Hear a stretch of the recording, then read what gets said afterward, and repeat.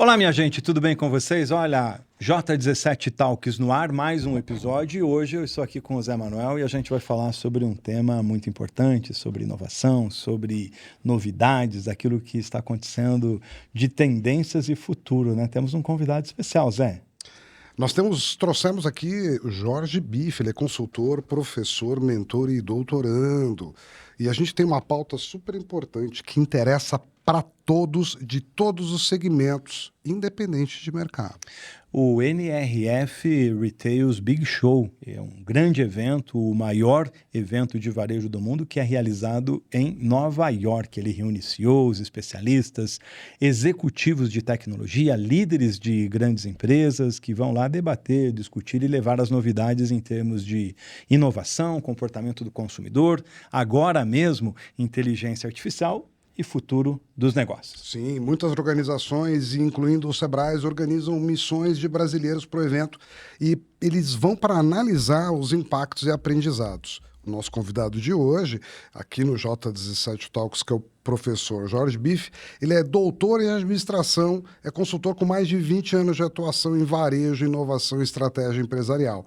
E a gente vai traduzir um pouquinho do que ele viu lá no evento e que impacta diretamente e é uma tendência que poderá impactar o seu dia a dia. Seja muito bem-vindo, professor, e obrigado pela presença. Obrigado pelo convite. Espero trazer algumas ideias e provocar um pouquinho o conhecimento aqui, que esse é meu modelo mental, né? A gente gosta de provocar, gosta de provocações, né? Então você está no lugar certo. Você representou os Sebrae de 3 estados brasileiros nesse evento. O que é que vocês viram? Quais foram os temas dominantes aí nessa edição 2026? Então vamos lá. A gente... A NRF, ela traz, eu costumo usar a frase, é um pouco clichêzinho, mas é clássica, né? Nem tudo que está na NRF vem para o Brasil, mas tudo que veio para o Brasil passou por lá. Pode ser que passou faz 1, 2 anos, porque você tem uma tropicalização no meio, você tem todo um ajuste, né? Nem tudo que funciona no mercado americano, europeu, funciona no Brasil. Mas tem muita coisa que acontece lá que a gente traz como conceitos, etc. Né? Então a gente teve esse ano, né? Fazem 3 anos que ela vem evoluindo ali, logo após pandemia, né? A gente vê a inteligência artificial beliscando, ela começou tímida, há 2 anos atrás ela, ano passado foi um brilho só, e esse ano falou, tá, e daí, né? Então esse ano foi muito interessante, porque eles colocaram a inteligência como um segundo plano, parte de um princípio que ela está embutida e você tem que ter isso, e passou-se a olhar como isso traz resultado para mim, como isso se retorna em algo efetivo para tudo que eu uso no varejo. Então, estamos olhando lá, o Google falando do Agent Commerce lá, né? Todo mundo falando disso. Bom, beleza, tá tudo certo, parece novidade, tem muita gente contando assim, eu sou um pouco cético, porque o TikTok usa isso faz 2 anos, então assim, não é tão... É novidade para nós, é utilização mais prática, mais fácil, mas a gente já vê isso acontecendo há um bom tempo, né? Então a gente vê loja autônoma que no passado foi, né? Na feira eu falei lá, todo mundo estava comigo, escutou isso, e o pessoal vai escutar e vai lembrar que eu falei, gente, eu não estou vendo nenhuma loja autônoma ou contactless aqui dentro na exposição. Se ela não está na exposição, o que está acontecendo? Moral da história, deu 3 semanas depois da NRF, a Amazon fechou todos os Amazon Go. Então assim, Já vinha dando sinais que iria acontecer. Ou seja, tem ainda uma força do touch, do presencial. E aí o que acontece com essas grandes... Não só isso, né? Você precisa ter, em algumas situações, staff, porque o conceito da Amazon era espetacular, todos conheceram e viram, em termos de concepção, ideia, era irretocável. Mas, do ponto de vista da execução, não era eficiente. E quem conhece um pouco mais esse mercado já conseguia enxergar que existia um gap muito grande ali. Sim. E, na minha opinião, até demorou muito para que eles fechassem. Talvez... A gente sabe que também é um grande laboratório. Laboratório de inovação. Serviu para várias coisas, nós sabemos disso. Mas, na minha opinião, demorou muito para encerrar a operação. Ele vem... Você falou da inteligência artificial, falou do Agent Commerce, né? Daí tem mais algum tema? Tem, E aí eu quero voltar no Agent Commerce ali. Tá bom. A gente vê a questão do uso dos espaços comerciais, né? O Retail Media, ele passou a ser uma ferramenta que no passado era complementar para o varejista e hoje passou a ser um grande campo de atuação. Então você vê aí diversas alternativas para isso e uma exploração muito maior desse processo com a própria tecnologia facilitando isso. Como diversas outras situações que a gente percebe, né? Então, você usa o IA para reconhecer o rosto do teu consumidor e à medida que ele vai passando no balcão, eu vou bombardeando ele com as mídias do que eu quero. Então, assim, sei lá, ele entrou com uma cara de dor de cabeça, eu vou ao longo do caminho dentro do supermercado mostrando propaganda de paracetamol, sei lá o que, entendeu? Eu ia te perguntar, né, porque a gente gosta de traduzir aqui para o nosso público, né, deixar mais claro, né, sobre o Retail Media, mas é justamente isso, é utilizar os espaços de compra como canais de comunicação, e aí entra aquilo que você falou, né, no caso, aquilo que já acontece na internet, na rede social, que eu pesquiso o sapato, que eu pesquiso o carro, que eu pesquiso o remédio, ou que eu falo, verbalizo aquilo, ele já joga para que eu consuma. Isso vai acontecer e tende a acontecer também lá no ponto de venda. Me permita complementar para poder ajudar a contextualizar você que está assistindo. Interações no ponto de venda não são novidade, elas já existem há muito tempo. Antes as interações elas eram físicas apenas, né? Um cartaz, uma ponta de gôndola decorada, um material de ponto de venda. Elas foram evoluindo ao longo do tempo com disciplinas que nós chamamos hoje, por exemplo, digital signage, onde você vai em algum lugar, você tem o cardápio digital, você tem a TV daquele supermercado, você tem a rádio daquele supermercado e diversos canais que podem interagir.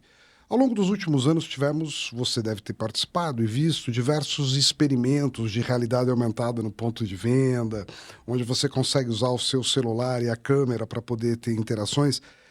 E também digo que isso foi um grande laboratório nos últimos anos, quando nós falamos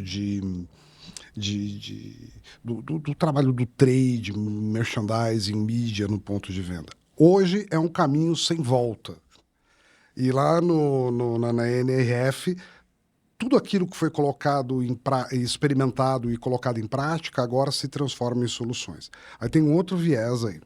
O Brasil, em particular, nas últimas décadas, os grandes varejistas utilizaram do trade marketing para poder compor as suas margens. Isso é uma história para a gente contar depois aqui para vocês.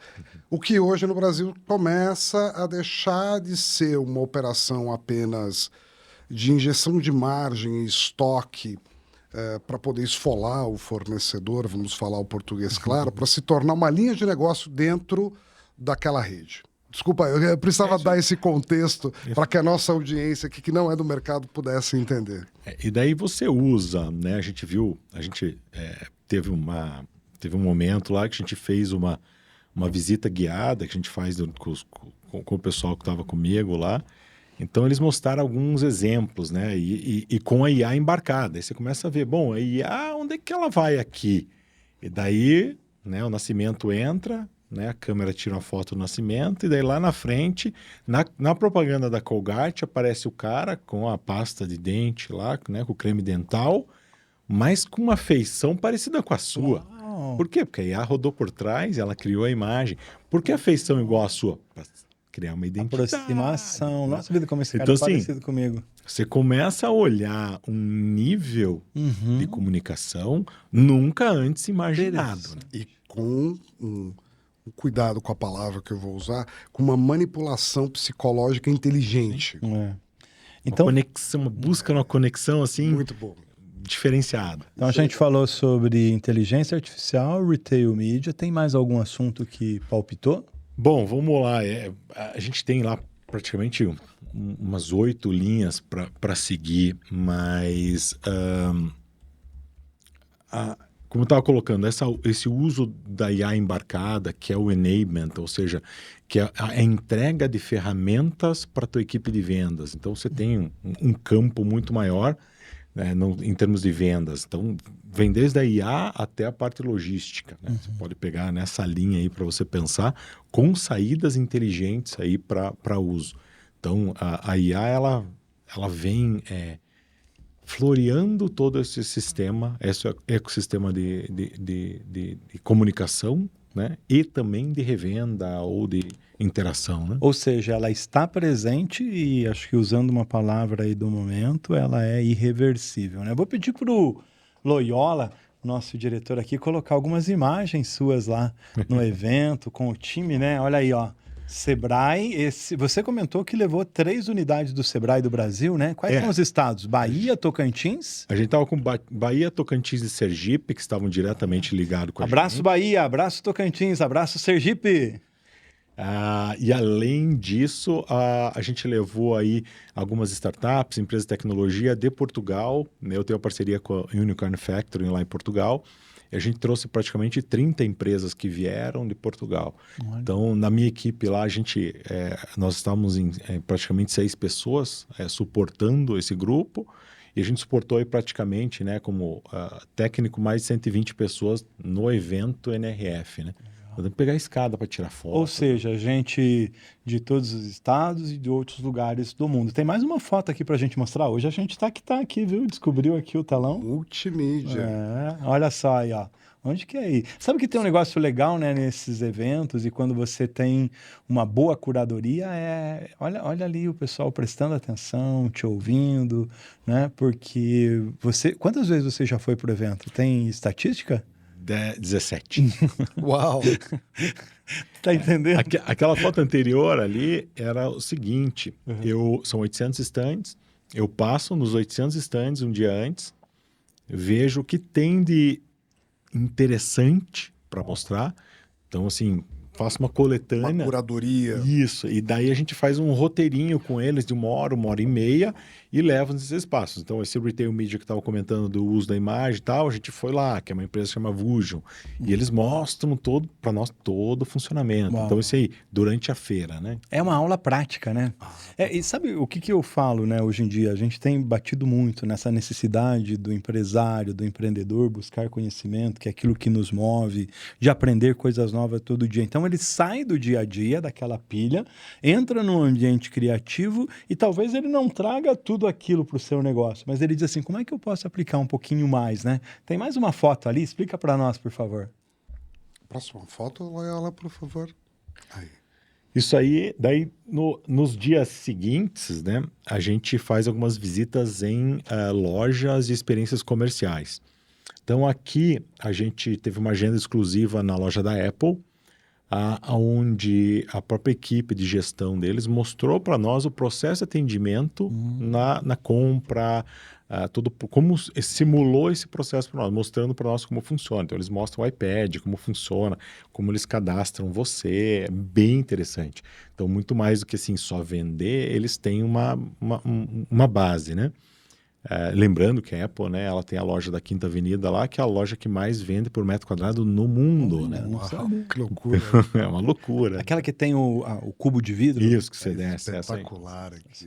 Não tem, né, como você não aprender numa experiência dessa e dizer o seguinte, cara, eu não tenho a minha estratégia, a minha logística, a mesma situação de uma grande empresa, mas o que é que eu posso melhorar, né? Inovação... como é que a gente chama na academia? Inovação radical e inovação incremental, né, de melhoria. E observe que aquela loja, ela já começa a interação com o consumidor na intervenção que ela faz do lado de fora, porque a intervenção dela na paisagem já é significativa. Legal. E a impressão do pessoal durante esse evento, durante essa viagem que vocês fazem para lá? E tem como a gente pensar justamente nisso, né? Como é que o empreendedor nosso, o nosso empresário, consegue entrar nesse ritmo, nessa banda do avanço e da evolução? Então, as missões, eu já faço isso há muito tempo, e essas visitas, então vamos falar um pouquinho da NRF, né? Elas têm o sentido de fazer um movimento de tirar a pessoa da zona de conforto. Então, não só a gente trabalha mostrando as tendências, como tendências concretizadas ou realizadas, como Apple e outras experiências que a gente tem ao longo das visitas, né? Para que eles tangibilizem. E daí a gente começa a fazer paralelos. Então você leva ele numa Starbucks Roast Reserve, que tem toda uma história por trás, né? Um investimento lá de 40 milhões de dólares, uma operação deficitária, ou seja, não dá dinheiro e ninguém entende aquilo. E daí você leva eles numa loja pequenininha que chama Devotion Café e fala, gente, isso, tá vendo? A Devotion é pequenininho, não é viável isso no Brasil? Ah, é. Então tá. Então isso não precisa de 40 milhões de dólares, você pode fazer com muito menos. E o que é que você, de repente, pode pescar dessa mega Starbucks que está lá cumprindo um papel institucional, corporativo na grande empresa, pescar de lá de excelência, de novidade, para pôr nesse teu modelinho aqui? Coisa. Sim, você faz o Ctrl-C, Ctrl-V, mas... Tem uma tropicalização. Sim. Um depara, né? Opa, tem que fazer alguns ajustes aqui. Então, assim, a gente tenta realmente fazer isso. E o mais engraçado, que eu sempre brinco, né? A ideia é que eles saiam incomodados. Isso. Então, quanto mais incomodado, mais certo deu, né? Porque, assim, é para sair Se incomodado. o cara vier indignado, né? Ah, que vergonha, o que eu vi, o que eu não fiz ainda. Tem que sair incomodado. Se não sair incomodado, não deu o efeito, entendeu? Então... Aí você realiza o teu papel de educador também, que é fazer essa provocação, inquietar, né? A gente tem mais imagens aí para mostrar, eu acho que tem mais uma imagem, eu também queria... tem mais um vídeo também que eu queria te mostrar. Tá bom? Vamos lá? De uma dessas incursões lá, Zé. Olha ali, ó, que bacana. Ó. Bom, Printemps é uma galeria francesa, ela concorre diretamente com a Lafayette, né, que a gente conhece, é super famosa. Printemps em francês quer dizer primavera, então por isso você encontra aí a loja toda florida, né, toda com um aspecto de primavera. O grande forte deles é a curadoria de marcas, então você encontra marcas internacionais, principalmente marcas francesas, e designers franceses em ascensão. Então, eles fazem toda essa curadoria para trazer, e trazem muito essa questão da exclusividade. Você vai encontrar alguns designers desses apenas aqui, não em outro lugar, né? Então, eles têm um momento específico aqui do dia, ou eventos. Eles têm o evento champanhe, onde você tem, né, o bar aqui que faz todo esse suporte. No andar de baixo ali já mostra para vocês um restaurante francês. Nossa! Que traz aí, né, todo um menu específico de produtos franceses, etc. Então, é uma experiência de consumo, assim, inigualável, né? Então, realmente... vale a pena conhecer. O professor comprou um traje lá ou não? Mas aí é um ponto legal de falar, né? Pois não. Antes do agente, né? Vem a gente, né? Então essa loja aí, ela trabalha muito essa questão pessoal, personalização. É muito específico, assim. Então você tem todo um concierge de compra, você tem o suporte para... Olha, provavelmente é o vendedor que vai te ligar, que vai te informar que um produto que você gosta chegou, que você vai chegar e ele já sabe que você gosta de café sem açúcar ou com açúcar. Ou eu vi ali o restaurante literalmente no meio da loja, né? E ali um pedacinho, essa loja enorme. Eles usaram, no Financial District, eles usaram um lado da loja, era uma agência bancária com cofre. Então eles reformaram. Cara, o negócio assim... A visita é maravilhosa. E aí, nesse lado do atendimento, tem lá francês, tem italiano, tem russo, tem brasileiro. Falou, você é brasileiro? Então vai vir Aí chegou o atendente brasileiro. Hiper personalizado. Negócio assim, outro nível. Legal. Além desse caso, mais alguma empresa, mais algum negócio que te chamou muita atenção? Aliás, a gente está fazendo aqui uma interação super conectada, né? A gente teve aqui o Cláudio Soares falando sobre inteligência artificial e a gente acabou fazendo algumas artes aqui durante a nossa conversa e a nossa entrevista, né? Então, se você tiver mais algum vídeo, mais alguma coisa para me mandar, no meio da conversa me manda que a nossa produção já coloca aí no ar, tá? Tá bom. Mas assim, o que a gente viu ali em termos de o que estava em exposição, o que a gente estava como tendência e o que a gente viu operacional, né, ou seja, sendo aplicado. Muitas soluções nesse sentido, personalização, mas hiperpersonalização, saindo daquela questão geral e sendo uma relação muito próxima. A gente viu grandes marcas já evoluindo no conceito de conexão. Então, vou usar o exemplo da Louis Vuitton. Louis Vuitton com o hotel da Louis Vuitton no Sorro. Não é só a loja Louis Vuitton que vende a bolsa, eles têm um hotel. Então, a partir do momento que você compra o produto e você tem um relacionamento com a marca, você, teoricamente, ganha um direito de acesso ao hotel, que não é para qualquer um. Né? Então, vai trazendo uma personalização direta. O americano é muito bom nisso, né? O conceito do membership. E isso funciona muito. A gente está aprendendo ainda. Não, a gente tem muita coisa que a gente, né, por uma questão cultural, nem roda aqui, né?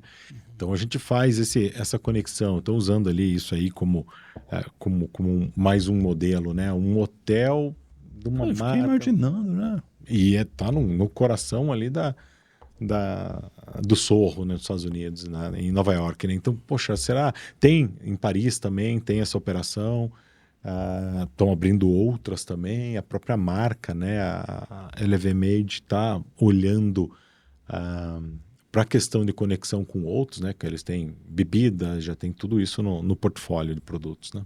Muito bem, muito bem. O Zé tem uma pergunta aqui. Sim, estou vendo a nossa colinha aqui. Vai lá. E aí a pergunta é, quais são as empresas ou cases que chamaram mais a sua atenção no evento e por quê?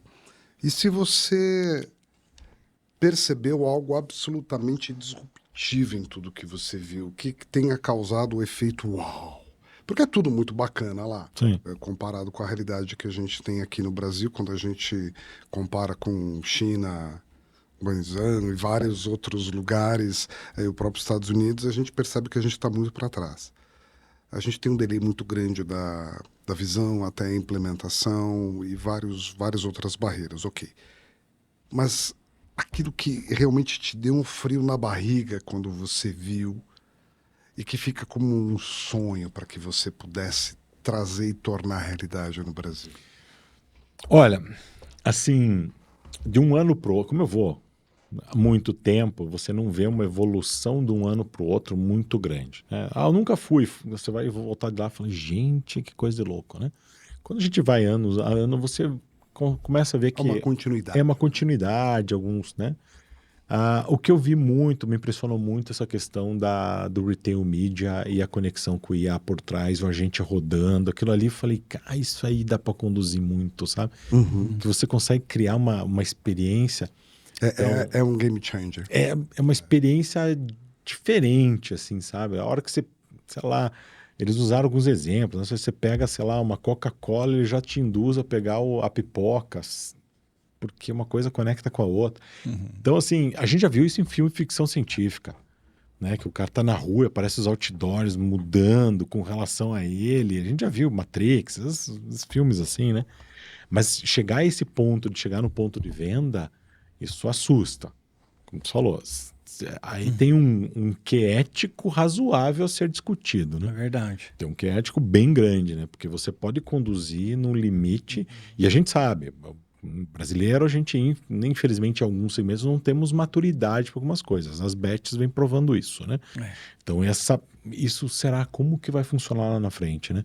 Então, você transforma seu varejo físico num e-commerce dinâmico, com preço dinâmico e assim por diante. E isso mexe a frio na barriga. E você foi falando... falando... é factível. E a gente sabe que hoje Se você falasse isso há 5 anos atrás sem IA, você tá louco, eu vou ter que botar um design aqui para ficar fazendo a arte com o rosto da pessoa. Pensando aqui agora. Eu vi, experimentei isso e a gente já sabia que não ia dar certo. Mas, de fato, com a IA, a velocidade para que você possa, na transição não é nem de um corredor para o outro, de um frame para o outro, você já está vestido, por exemplo, com aquela roupa que está na vitrine. É muito viável. Barato hoje. Barato. Não, e você foi falando ali, eu fiquei imaginando, né? Hoje nós já somos abordados, interpelados, enfim, provocados pela publicidade que nós temos aí, né? Você falou, o teu celular está capturando a sua voz e está te ofertando um produto, mais ou menos, mas a gente sente, né? Eu gosto de uma marca de celulares, né? Gosto de Samsung, e aí fui no shopping aqui do Estação, e aí fui abordado por várias manifestações de ofertas e etc e tal, e daqui a pouco ele me georreferenciou e me ofereceu um produto, né? E assim por diante. Então é um novo tempo que a gente está vindo aí. Agora, você trouxe das inovações, dos produtos, do formato, e em relação ao próprio consumidor, o que eles estão sentindo, o que eles estão pesquisando, o que eles estão vendo no humano que está por trás aí do produto? Nós estamos mais racionais, mais emocionais, suscetíveis a todos esses impactos aí? Acho que sim. Eu uso sempre... A gente foi ficando mal acostumado com a tecnologia, né? Então, o consumidor cada vez mais ele exige um nível de serviço muito superior. E com uma tolerância cada vez mínima para quando há uma falha ou uma ausência.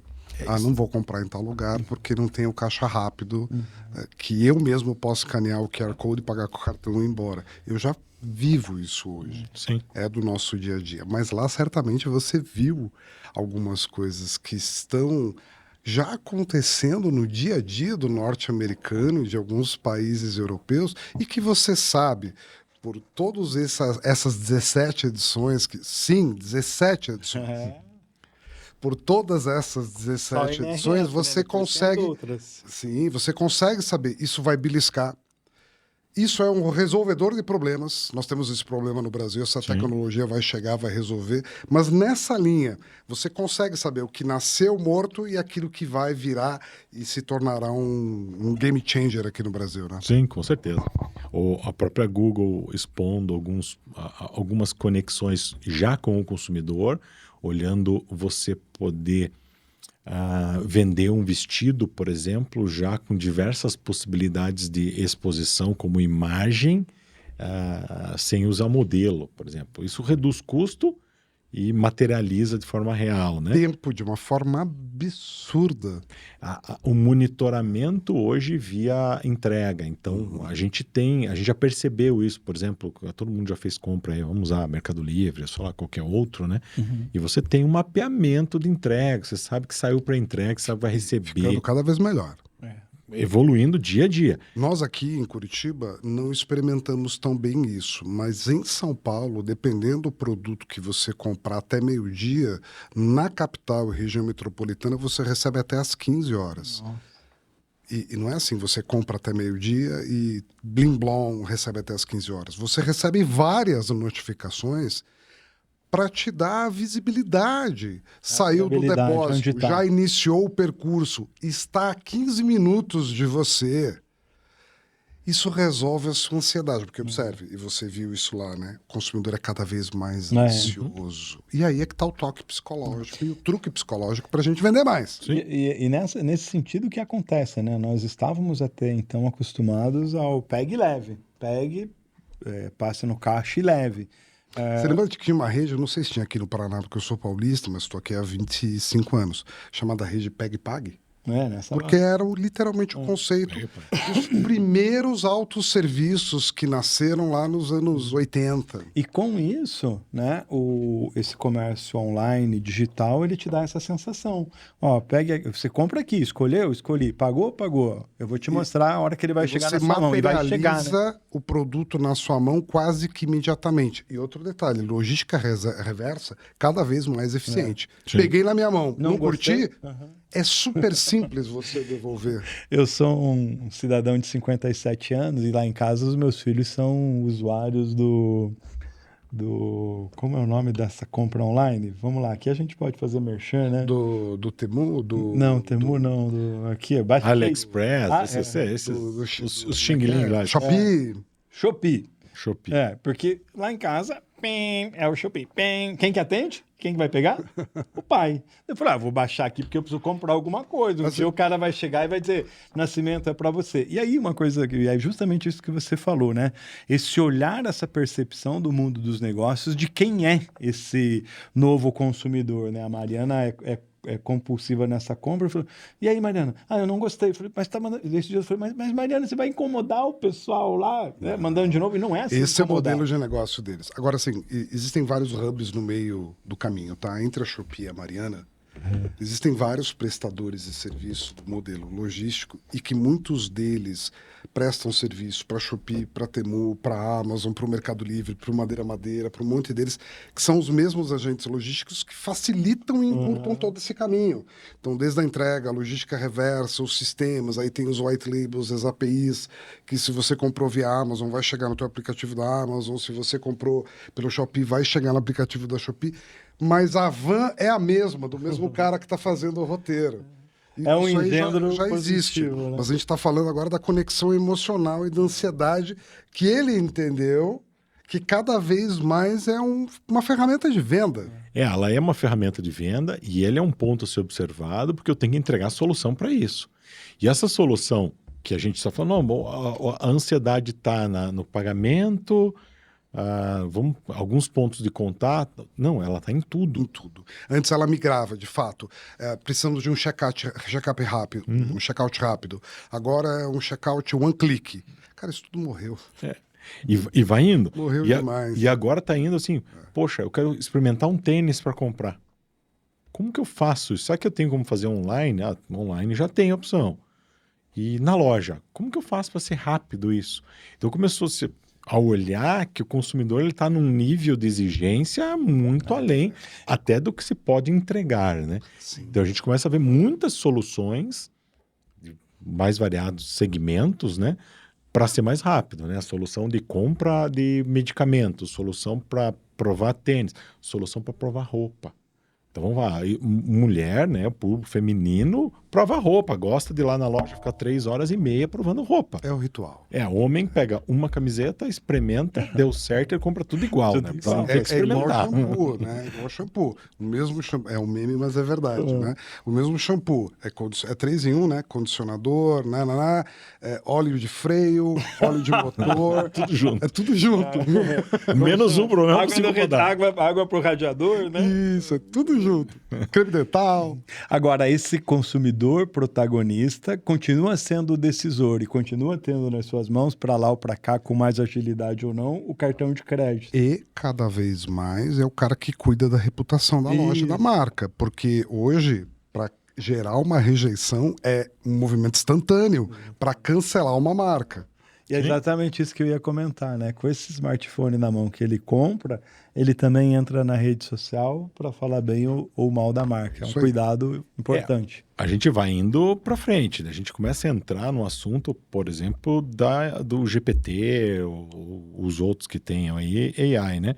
Eles hoje estão entrando no lugar de psicólogo, no lugar de médico, no lugar de tudo. Então, onde veio o Google falando do agente e-commerce é justamente por isso. Porque virou um ponto de contato muito maior. E o Google tem ao lado dele, né? A pesquisa, o CEO está caindo, que a gente conhece, porque a pesquisa está caindo. Mas onde é que esse cara está pesquisando? Ele está pesquisando no AI. E daí eu tenho que começar a criar formas que eu rentabilizo e ao mesmo tempo que eu satisfaço a realidade do meu cliente. Cada vez mais difícil. Ele quer receber a informação completa. Por exemplo, eu tenho que comprar um pneu para carro modelo X. Será que ele vai entregar aonde eu compro, como eu compro, se o modelo é certo, o modelo é errado? Hoje não faz. Vai passar a fazer, né? Então, ele ainda não faz, né? Mas vai passar a fazer, porque se percebeu isso, né? Eu tenho uma curiosidade. Depois da pandemia, eu não fiz mais viagens internacionais. A pandemia, o mundo 6.0 do José Nascimento mudou o mundo todo, né? Mas antes, anualmente, eu visitei os principais eventos dos Estados Unidos, incluindo a NRF, que é um evento que você, empreendedor, uma vez na vida, pelo menos precisa ir. E você volta de lá, mas eu não sou do varejo, eu sou indústria. Vá. você vai ter todos os insights possíveis e visões de tendência para qualquer perfil de negócio. E outra, né? Você está no lugar onde as coisas nascem. Não estou falando especificamente de Nova York, mas é onde todo mundo se reúne para mostrar tudo aquilo que acontece no mundo. Se você puder também ir a determinados eventos na China, são altamente recomendáveis, mas vamos falar de NRF. Algumas coisas que são contínuas, como você citou, a gente também teve algumas coisas que nasceram e perderam força, não por conta da NRF, mas por conta do próprio mercado, adoção, etc., como o metaverso. A gente percebeu que ele teve um ano que falou muito de metaverso. Era só metaverso. Era só metaverso, eu acompanho. A NRF é espetacular, mesmo que você não vá, acompanhe. E você vai conseguir encontrar muito conteúdo na internet. E procure, principalmente, você depois vai deixar os seus canais de contato, assistir os eventos e participar dos eventos chamados pós-NRF, que são organizados por todo o Brasil. O professor vai organizar agora em Sergipe, Tocantins e Bahia. Bahia, isso. São organizados no Brasil todo. E você recebe um resumo muito organizado, com uma curadoria direcionada para nós. Então, não é perda de tempo, não. Vai, você aproveita muito. Você tem percebido... Aí a gente já sabia que ia continuar. E a gente já tinha uma visão, conversando com alguns colegas, que no ano passado ela apareceu assim, ela já sempre existiu, né? Mas apareceu de uma forma mais evidente, dizendo, ela vai mudar o jogo, ela vai mudar o jogo. E esse ano consolidou o que os especialistas diziam, apresentaram cases e formas de utilização, ela se tornou útil. A gente consegue até preconizar o que vai ser o ano que vem, né? Ela estará cada vez mais empacotada, ainda mais embarcada, e você não vai perceber. É um caminho que nós conseguimos ver. Mas o que mais me marcou foi o metaverso, mas você percebeu mais alguma tendência que entrou no hype e depois caiu? Eu, particularmente, não, porque eu não estou tão imerso quanto você. Mas assim, vou te dizer que o maior de todos foi o tal do metaverso, Foi, né? Que foi assim, um negócio que se falou demais, depois se voltou atrás, né? Então, realmente, ele foi um momento que marcou bastante. Mas gerou aprendizado. Gerou aprendizado. Assim, boa parte da IA, ela vem numa lógica do metaverso, né? Porque ela vem de uma lógica de você ser um ente separado da pessoa física e com isso o computador consegue trabalhar com aquilo. Tem uma relação não bem razão, direta, mas razão. Tem uma... Né? Porque você há uma similaridade. Você para o sistema você é um avatar, porque você não está plugado, sim, né? Sim. E você tem momentos, né? Quase senciente, né? Isso. Então então ele tem um lado que foi aproveitado, né? Não foi tudo jogado fora. Tem razão. Mas... E algumas iniciativas que ganharam escala, principalmente no mundo dos games, né? Veja aí o Roblox e companhia que... Uma tendência que era assim, tudo vai virar digital e o físico vai desaparecer. Então, assim, essa foi uma que bateram muito lá atrás. Tô falando em 2000 e pouquinho ali, tá? Uns 15, 20 anos atrás, 15 anos, quando começou mesmo, vai destruir, não vai sobrar nada. Vai fechar todos os shoppings. Essa foi, né? Teve palestras que Mas isso está acontecendo em vários lugares do mundo, tá? Precisa remodelar, mas ainda temos. Você que já assistiu sobre a história dos shoppings na China que fecharam e os lojistas que estão ali dentro vendendo online e gravando online, isso está distante de nós? Você quer por ordem alfabética ou por data, onde alguns shoppings de São Paulo já começaram a fazer isso? Essa mudança será muito rápida. Por quê? Porque o consumidor não quer mais sair, mas ele quer ter o gostinho de estar comprando de uma loja. Sim, ele precisa ter. Ele quer ter a segurança do físico, para não fazer só online. Fica mais seguro sabendo que mas é uma loja. Ele quer ter a praticidade de receber em casa. Então vira uma dicotomia complexa para você resolver. Entendeu? Mas realmente, os shoppings, foi outro momento, você falou, vai desconstruir tudo. Realmente desconstruiu um modelo, mas do mesmo jeito que desconstruiu, surgiu um novo modelo. E agora está indo para um terceiro, né? Que é a venda online de forma rápida, né? Então a gente tem na China, lá tem umas coisas muito loucas. Eu estive lá em outubro, que mostra em 1 minuto o produto, né? A menina que é vi. case de sucesso lá. Eu assisti os seus vídeos sobre isso. Um negócio maluco, Não, né? são a gente entende que lá na realidade deles é É outra absolutamente coisa, né? execuível. Aqui para nós ainda a gente... País Mas de vai chegar. 1,4 bilhão de habitantes, né? Mas Professor, vai chegar. você falou de tendências, de futuro, né? Nossa conversa de hoje é com o professor, consultor Jorge Bife, um amigo especial que gosta de conversar, debater e discutir inovação. E o tempo voou, né? A gente está indo para o final do nosso episódio, tá sabendo? Não, Olha lá, mas olha. antes disso, eu gostaria É. que o professor deixasse todos os seus dados, como a gente encontra você, porque você que certamente aí está assistindo agora ficou com curiosidade.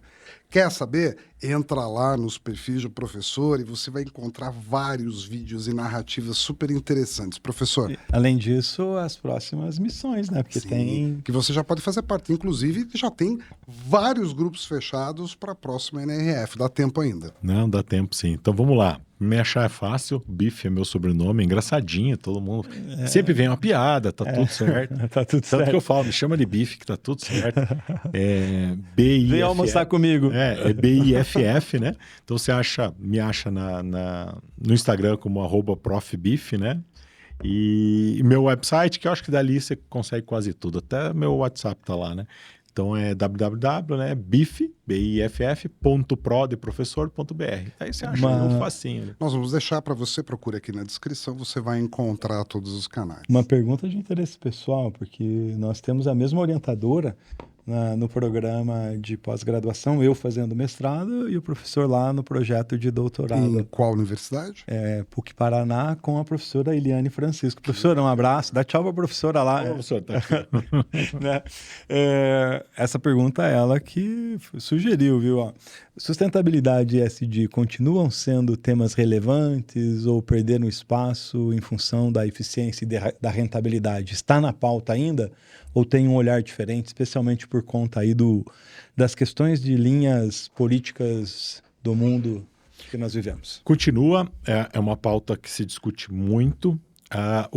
O grande porém é uma pauta controversa. Tem um grande amigo, né, o Paulo Zanardi, que é um especialista na área de sustentabilidade. A gente estava conversando a questão nós tivemos COP30, aqui tem todo esse processo. Assim. Então, existe uma evolução muito grande na questão da sustentabilidade, né? E realmente, escutando especialistas na área, a gente vê que realmente isso evoluiu bastante. Existe uma discussão do que é ESG, se ele realmente existe ou ele é só para constar em balanço e assim por diante, né? Então, assim, existe o real e o não real, mas você vê empresas, Patagônia, né, demonstrando claramente a sua narrativa de sustentabilidade, a sua narrativa de melhoria no meio ambiente. Você vê outras operações. E que o cliente paga 5, 3 vezes mais por aquele produto para fazer parte daquele nicho, né? Sem problema. Ele está ciente, ele paga e ele ok com isso, né? Então, assim, existe ainda muita discussão sobre isso aí, né? Como a sua realidade, a sua aplicação, mas ela continua. Ele é um modelo que veio para ficar e não vai sair, até porque a gente está vendo o mundo esquentando e, né, podem falar o que for, que está esquentando, tá, né? Nós, 20 e poucos anos em Curitiba, você sabe muito bem dizer isso, que está muito mais quente do que era antes. Não tem nem o que discutir. Claramente perceptível. Então, nós todos comungamos da mesma visão aqui da ESG, mas eu observo, complementando, que a gente criou aí um terceiro layer, né? Então, tem um layer da aderência mínima ao regulatório. Então, quando a gente olha para as empresas americanas de capital aberto, onde elas precisam prestar contas para a SEC, por exemplo, das diretivas de risco e governança, algumas procurando criar pouca polêmica sobre o assunto de sustentabilidade, inclusão, ou seja, não geram muita bagunça, mas eu cumpro aquilo que o regulatório exige. No Brasil, começamos a ter esse movimento. Então, algumas já não declaram mais que estão deixando o assunto de lado sob o ponto de vista de inclusão, entre outros, mas cumprem um regulatório mínimo de net zero ou porque eles precisam fazer. Mas, em contrapartida, e enquanto isso, e eu acho o caso da Patagônia espetacular, a marca se apropria disso para gerar uma identidade, uma conexão ainda mais profunda com o consumidor. E ótimas marcas estão fazendo isso. E o Case da Patagônia, se você não assistiu, procure no Google Patagônia, Case é ESG, e você vai ficar fantasiado com o que verá. Muito bem. Olha só, a gente está chegando para o finalzinho do nosso episódio. Eu quero agradecer, Zé Manuel, pela sua companhia, contribuições, perguntas, parceria.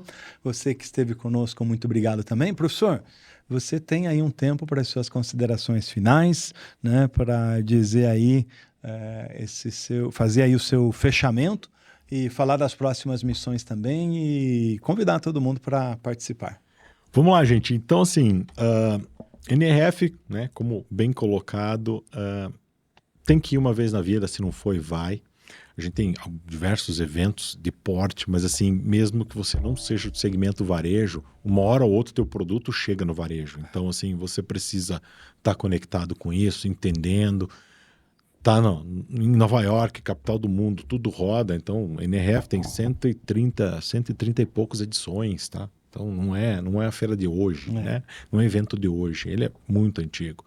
Então, traz uma representatividade muito grande. Ela engrandece muito quem vai, traz muitos conteúdos relevantes e que realmente fazem um game changer para você depois. Em termos de missões, né, esse ano tá uma loucura. A gente vai estar aí praticamente todo mês aí atendendo alguma missão. Eu faço diversas missões corporativas fechadas, onde eu sou contratada por uma empresa para isso. Então, eu tenho Senar, que é o agro. O agro, né? A gente tem aí Nebraska e Texas para fazer daqui uns dias. Agora? É agora, daqui é em maio. Vamos trazê-lo aqui para falar do agro, né? Sim, muito bacana.